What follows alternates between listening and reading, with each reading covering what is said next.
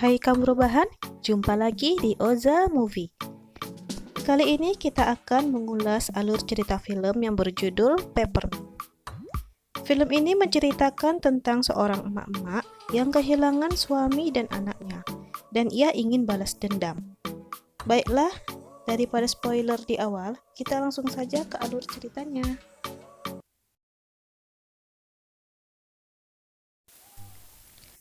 Cerita dimulai pada malam hari, diperlihatkan sebuah mobil sedang terparkir yang nampak bergoyang-goyang. Ternyata di dalamnya terdapat seorang pria dan wanita yang sedang berkelahi.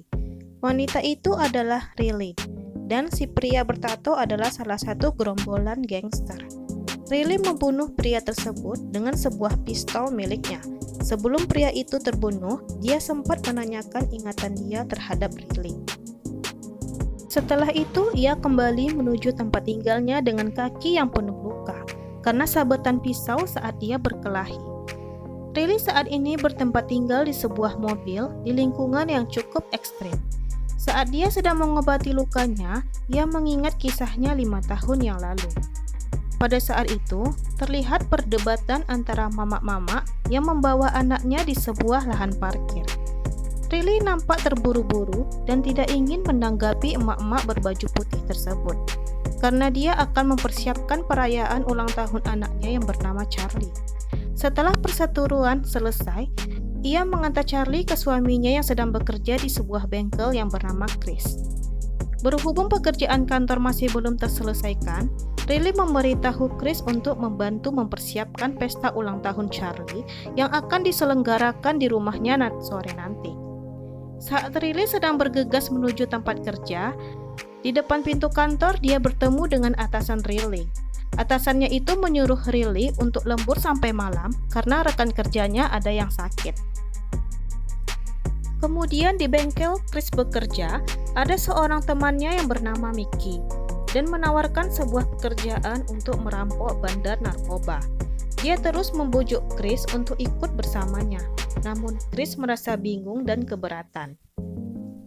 Dan pada malam harinya, setelah Riley pulang dari kantor, dia terkaget karena undangan pesta ulang tahun anaknya tidak ada yang datang sama sekali. Chris menyuruh Riley untuk membuka pesan suara di teleponnya. Pesan suara itu ternyata dari emak-emak berbaju putih yang terdapat di lahan parkir pada saat itu. Dia sengaja membuat pesta untuk anaknya di rumah dan menyabotase undangan Charlie agar teman kelasnya tidak ada yang datang ke ulang tahun tersebut. Karena Charlie merasa kecewa, Riley dan Chris mencoba menghiburnya. Mereka mengajak Charlie pergi ke sebuah taman bermain sebagai pengganti pesta ulang tahunnya.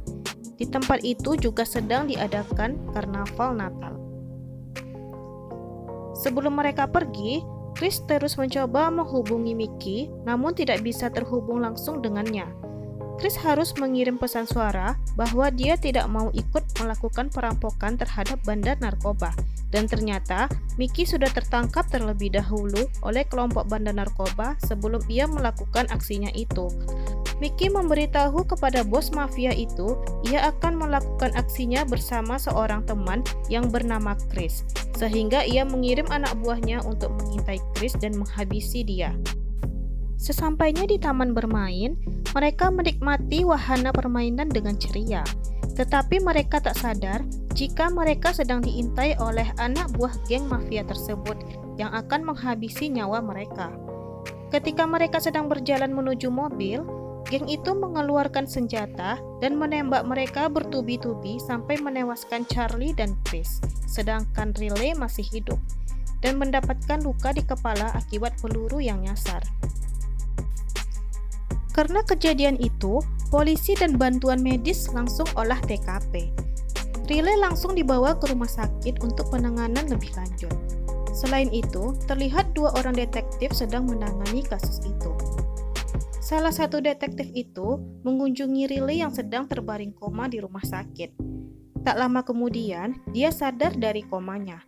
Detektif tersebut memberitahu bahwa ketiga pelaku sudah ditangkap. Ia juga mengatakan bahwa peristiwa tersebut ada hubungannya dengan suami Riley yang akan melakukan perampokan ke bandar narkoba. Tapi berita tersebut sudah tersebar ke bandar narkoba yang bernama Diego Garcia. Detektif itu ingin Riley menjadi saksi dan memberikan keterangan atas peristiwa yang terjadi, karena tidak ada saksi mata yang mau bersaksi. Salah satu detektif mencurigai jika di dalam instansinya ada orang dalam Garcia yang tak tersentuh hukum. Sebelum persidangan berlangsung, Riley mengemasi barang-barang di rumahnya dan akan segera pindah tempat. Tapi tiba-tiba ada seseorang yang datang. Dia meminta agar tidak meneruskan kasusnya sambil menyogok dengan segepok uang. Mereka bertemu kembali di sebuah persidangan. Ternyata orang yang menyogok itu adalah pengacara dari ketiga terdakwa. Dalam persidangan, pengacara itu memfitnah Riley jika dia masih dalam penyembuhan, serta di bawah pengaruh obat antidepresi dan antipskotik. Kemudian Riley menyangkal pernyataan itu bahwa pengacara itu tidak benar. Karena tidak ada bukti yang kuat, hakim memutuskan ketiga terdakwa dibebaskan dan dinyatakan tidak bersalah. Riley merasa tidak terima dengan hasil keputusan hakim. Keputusan tersebut dirasa tidak adil. Dia langsung menghajar ketiga terdakwa, namun aksi itu dihentikan oleh beberapa polisi dengan menembakkan shotgun sampai dia pingsan. Setelah itu, ia akan dibawa ke rumah sakit jiwa. Tapi sebelum berangkat, Riley menempeleng detektif tersebut dan berhasil melarikan diri. 5 tahun telah berlalu. Terlihat seorang detektif tersebut sedang menangani kasus pembunuhan yang tergantung di atas wahana permainan. Ternyata mayat itu adalah seorang terdakwa pembunuhan keluarga Riley yang dibebaskan oleh pengadilan.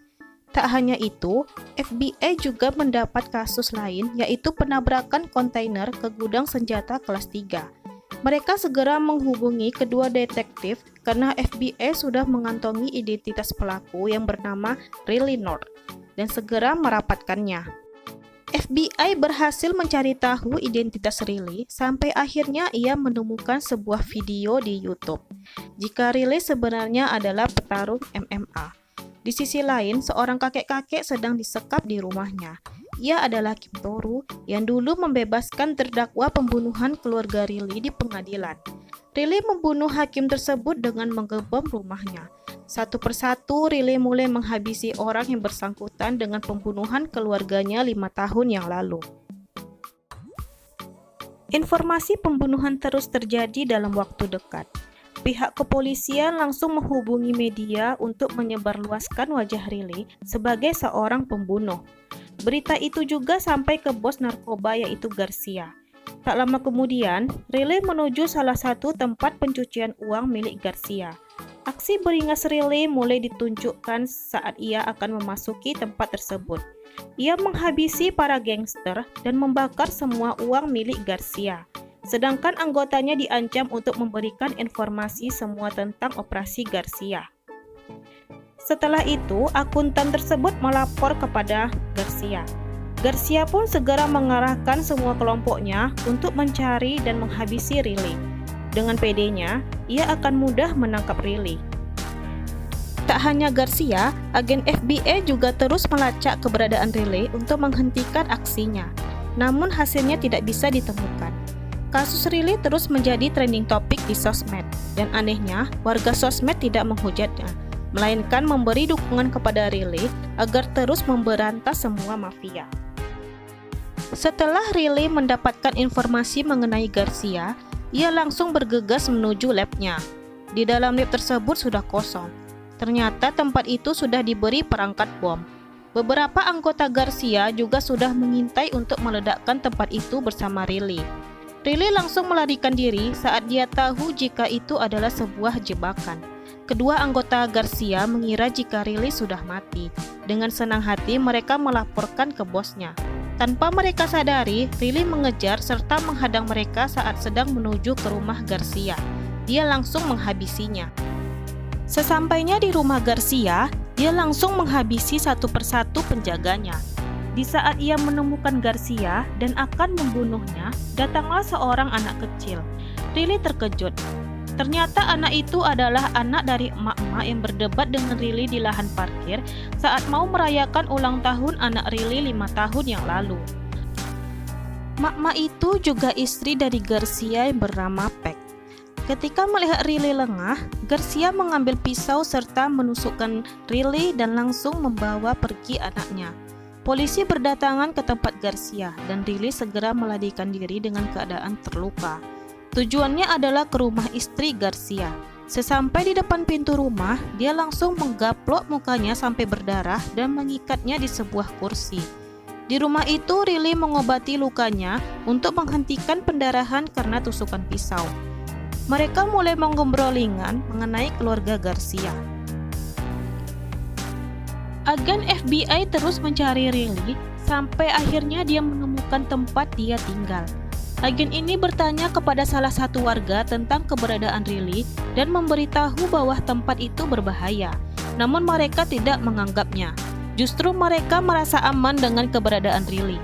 Sampai warganya melukiskan Riley di dinding sebagai malaikatnya. Agen ini sempat terkejut dan semakin penasaran. Tak lama kemudian, ia memanggil detektif Stan untuk menyusulnya. Ia memberitahu jika dia menemukan sebuah mobil milik Riley yang di dalamnya terdapat banyak senjata. Setelah mengetahui semua tentang Riley, agen ini beranggapan bahwa Riley sudah lama mengintai operasi Garcia, serta mengetahui salah satu anggota kepolisian adalah anggota dari mereka. Agen ini juga akan melaporkan ke lembaga-lembaga lain untuk membantu menangkapnya. Sebelum agen Lisa pergi, secara tiba-tiba detektif Stan menembaknya karena dia akan membahayakan karir detektif Stan. Dan ternyata detektif ini adalah komplotan dari geng Garcia. Detektif tersebut segera menghubungi Garcia bahwa dia sudah menemukan alamat Riley. Kemudian Garcia datang bersama anak buahnya dan langsung menyisir tempat tersebut. Salah satu anak buah Garcia menemukan jejak Riley di sebuah bangunan tua. Dia langsung menghubungi rekan-rekannya, dan Riley tak perlu waktu lama untuk menghabisi mereka. Kemudian Riley mengambil HP mereka untuk berkomunikasi dengan Garcia. Riley meminta agar komplotannya pergi dari tempat tersebut dan meninggalkan Garcia sendiri, namun mereka mengabaikannya. Dan tiba-tiba di tong sampah ada HP berbunyi. Riley segera mengeceknya dan ternyata itu adalah HP detektif agen FBI yang dibunuh oleh detektif Stan, yang mayatnya dibuang ke dalam tong sampah. Dia memanfaatkan HP tersebut untuk menyiarkan secara langsung ke saluran televisi keadaan dan posisi di mana dia berada, serta memberitahu tentang polisi korup dan seorang Garcia merupakan gembong narkoba yang membunuh keluarganya. Ia juga meminta agar awak media dan pihak kepolisian datang ke tempat tersebut. Kemudian Garcia menyandra seorang anak untuk memancing Riley agar keluar dari tempat persembunyiannya. Setelah itu mereka berduel dan polisi mulai berdatangan. Garcia menembak detektif Stan karena dia mengira yang memanggil polisi adalah detektif tersebut, dan dia langsung melarikan diri. Tapi Riley menghadang dan langsung menggaplok mukanya. Saat Riley sedang menodongkan pistol ke mukanya, mereka sudah dikepung oleh pihak kepolisian. Tapi Riley tetap menembak Garcia dan Riley pun juga ditembaki oleh pihak polisi yang mengepungnya. Detektif Moses menghentikan aksi penembakan timnya kepada Riley.